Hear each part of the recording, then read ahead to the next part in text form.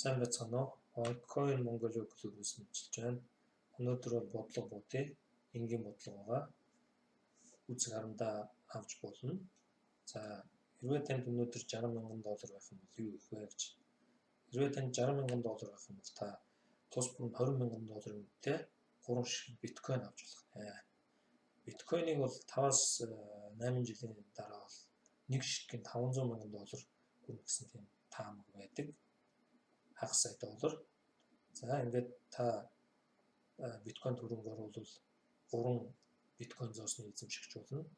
Ингэснээр бол зах зээлд гарч огцон үний өсөлт үнэлтэнд орно. Ингэснээр бол одоо тухайн хөрөнгө оруулагч юм уу биткойн эзэмшигч юм бол даралт ихсэх магадлалтай тул маш их боломжтой байх шаардлагатай.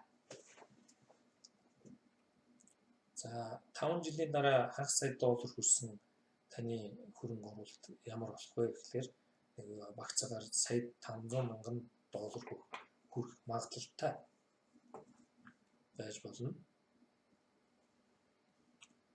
За OneZoos энэ бол маш их тийм дүүлэн тарсан сэдв байгаа. OneZoos-ны талаар ярилцъя. За OneZoos бол одоо 15 оноос хойш нийтэд санд болоод нэгэнт одоо дэлхий дээр маш их бараа арилжаа, худалдаа, үйлчилгээ ингээд хийгээд олон нийтийг хамарсан төлбөрийн хэрэгсэл болох шатндаа явж байна. Төвлөрсөн майнингтай байдаг. Хүмүүс бол альткойн, биткойныг одоо төвлөрсөн бус майнингээр холбуулж явахд бол бид 18 оны 10 сарын 8-нд нээлттэй бирж дээр гарахаар илтгэлээ бацааж байна. За $60,000 багцаагаар хэдэн OneZoos авах вэ гэхээр €55,555 буюу ланч пакаар та 50,000-аас 100,000 ширхэг OneZoos авна. Өнөөдрийн ханш нь бол €20.75 байгаа.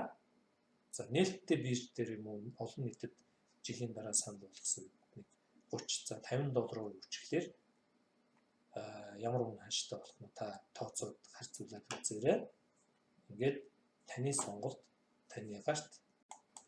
Та бүгдэд OneCoin Mongolia клубээс мэдээлэл дамжууллаа. Анхаарал тавьсан баярлалаа. Баяр таа.